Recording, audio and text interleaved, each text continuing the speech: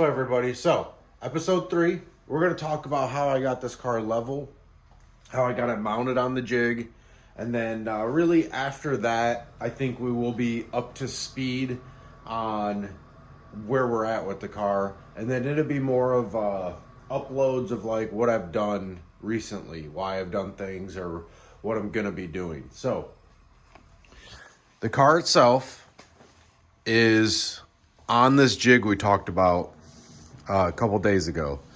And what I decided to do was use the pinch welds as the locating spot to hold the vehicle.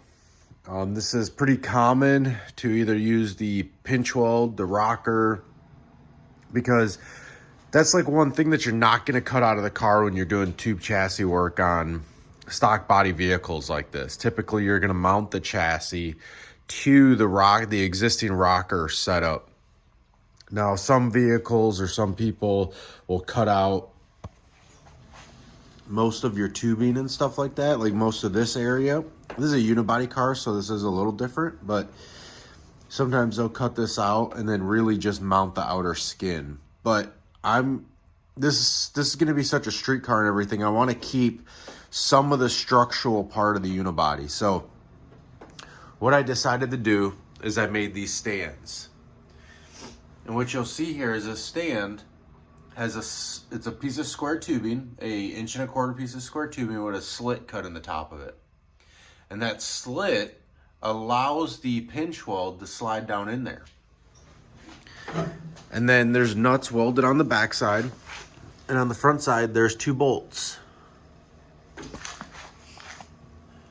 So what you'll see is that with the nut welded on the back and the bolt in the front, the slit in the center, you can slide the pinch weld down into it and basically pinch it. So screw these together and it pinches it. I tried making all these square and all of these the same length. I definitely thought I was gonna have to adjust or cut this and put a piece of tubing and then like jack it up and down, which is easy enough. This is 1.25 inch. So you could have used 1.5 inch, 1/8 inch wall, and then this right here would have slid inside of that. So I could have did an 1.5 inch, 1/8 inch wall, a little like sleeve.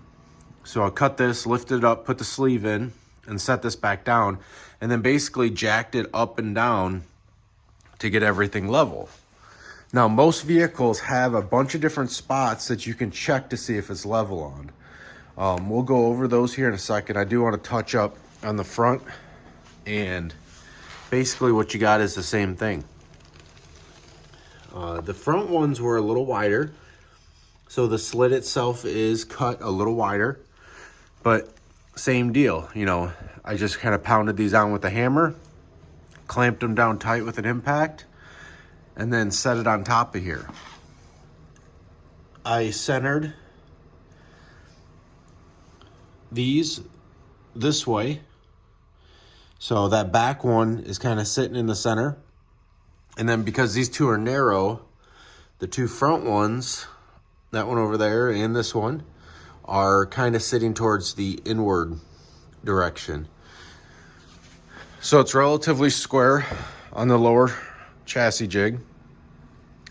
I didn't drop any plumb bob points or anything like that to square it up on the chassis jig, because I'm not really going to build the vehicle chassis off of the frame like that.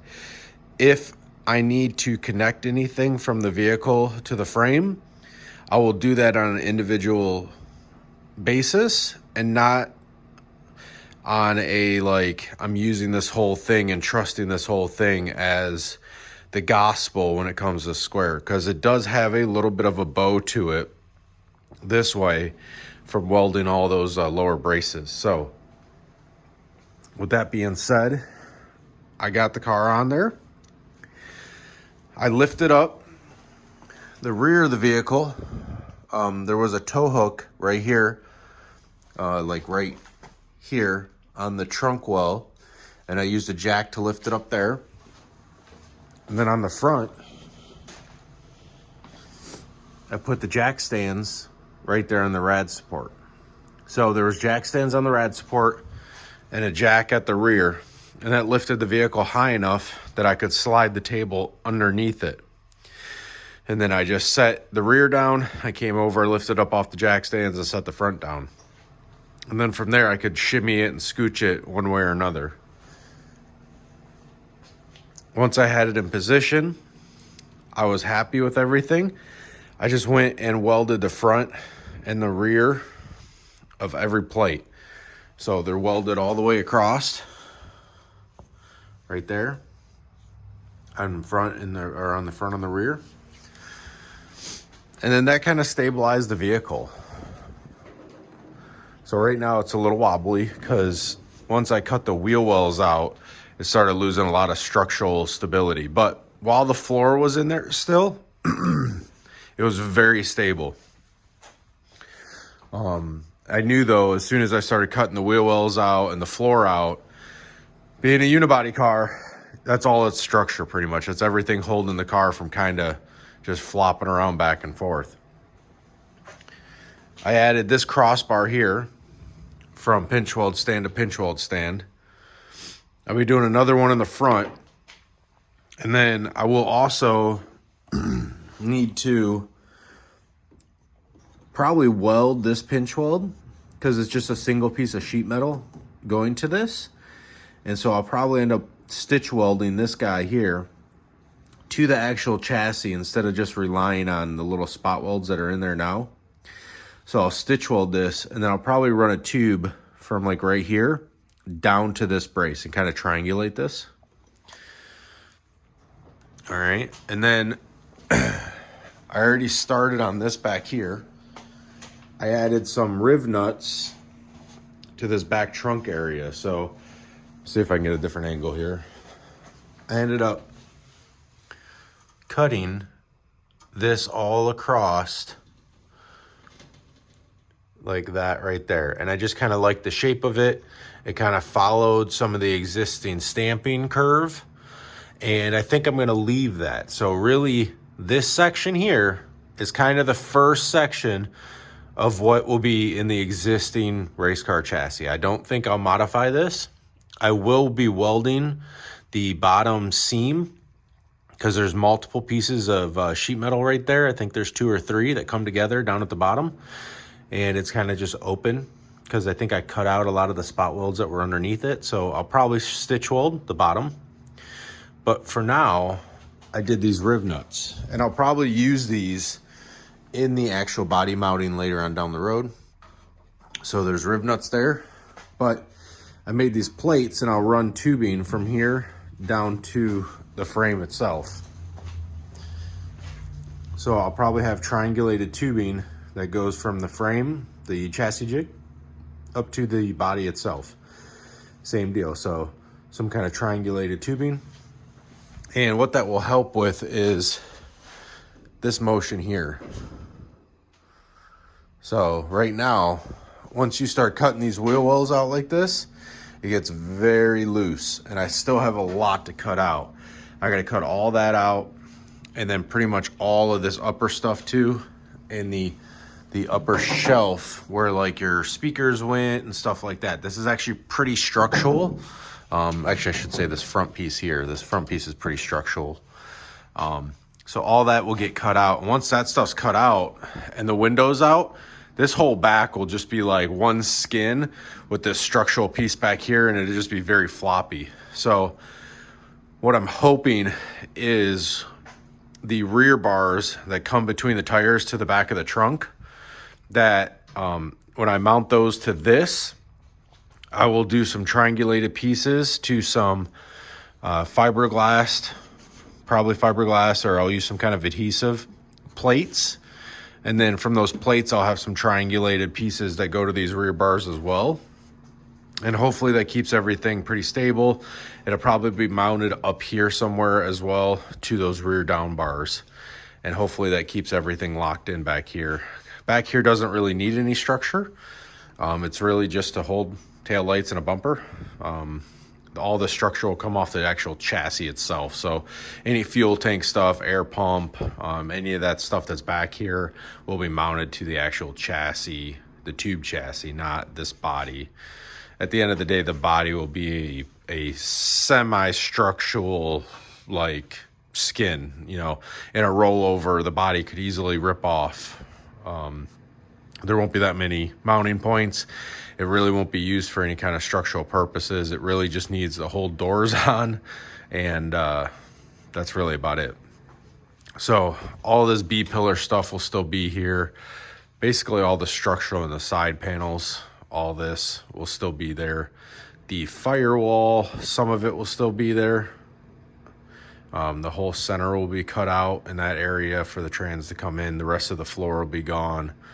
Most of the front end will still be there and be semi-structural. I don't know how I'm going to do the front end exactly yet, but tying that to the chassis will be important, and that'll be a whole project that I just haven't spent time envisioning. I really have a good vision from here back, and that's where I'm going to focus most of my energy, and we'll go from there. So that talks about the rear bracing, that talks about getting the car onto the jig, and then leveling. You see this lower seam here, nice and flat, and it is on the same side too. So we can put levels and angle finders on this right here, and we can get a good judgment of how this rocker itself is laying out. And then there's also kind of some flat spots here on the doors that we can check. Then we can check the tunnel as well. The tunnel right here is very level, so we can check it this way and this way. So see if the car's sitting like this or like this. This upper piece here shows to be pretty level as well, this way. Up here, this section here is level this way. Then we have this back bar here is level that way. The rear is off about half a degree right now, and I think it's because I cut this wheel well out.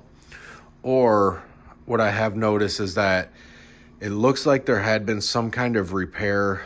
I don't know if it was like an animal hit or something, but some of these panels look like they've been messed with. You can see how clean this pinch weld is here. And then if you look at this one, it is gooped grossness, and there's actually some surface rust coming through where whatever body filler that is not OEM Honda, this body filler is not OEM Honda. So I'm starting to wonder, you know, because there was that dent here, and then that door had a little piece of Bondo in it as well, and then this fender here had been repainted at some point. So I got about half a degree, I believe it's down. I'd have to double check again, but half a degree down, and I think it's because that's been messed with. But half a degree over the trunk for just the body skin back here, honestly, I'm not too concerned about. You know, when we put the number 1 bar in, from the number 1 bar forward is what I'm concerned about. The tube chassis can be in here at a differential. You know, if the tube chassis is flat and then this body panel over here is down half a degree, I honestly don't even think you'd notice it. It's just a visual thing. If it shows up in the wheel well area or something like that, you know, I can try and address it and maybe jack the rear up a little bit when I do the body mounts and stuff. So it's something I'll just address down the road.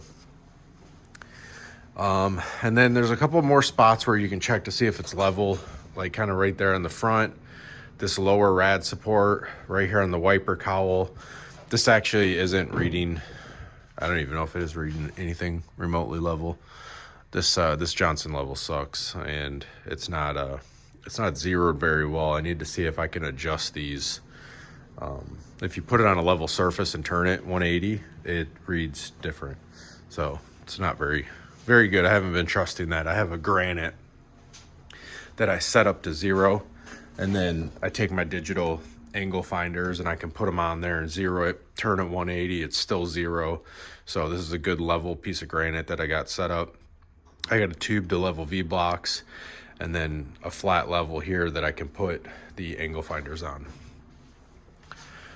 So that's just some spots that throughout the car, I'm checking to see if the body's level. And I just want it really close. So all the measurements I think are basically 0 or 0.1. The rear I got like a half. And then I think in the front end somewhere I got like a 0.2. But again, I think those are close enough to get me going on the chassis. Everything's locked in. I need to brace it a bunch more. I'm gonna brace from here to here. And then I got these braces down here. I got to brace those, and then I still got to brace the front pinch welds. And I'm hoping that that locks the chassis in pretty good. I may run a temporary crossbar from here to here if needed, but I really want to avoid anything that's going to be in my way while I'm building the chassis. So I'll just have to learn to be gentle to not push on the car if it gets too flimsy. But I hope you guys enjoyed the update. I hope that makes it clear how I got the car on there, how I got the car level. And then from now on, most of our videos will be talking about things I've cut out, what I'm looking for, where I'm going with the project. And that kind of gets you up to speed of the last, I would say 6 weeks, maybe 7 weeks. I spent 28 days, I think it was, doing the slower chassis jig. You know, I only work on the car an hour a night, 2 hours a night tops. So it took me about a month to do this lower chassis jig. And then I've spent maybe a week and a half, 2 weeks already kind of getting it level, getting the car welded up on there, cutting out this rear section. So some things are going to look like they move faster than they do. But realistically, like yesterday, I spent an hour just cutting this lower part and making 2 brackets. So sometimes things just take a long time.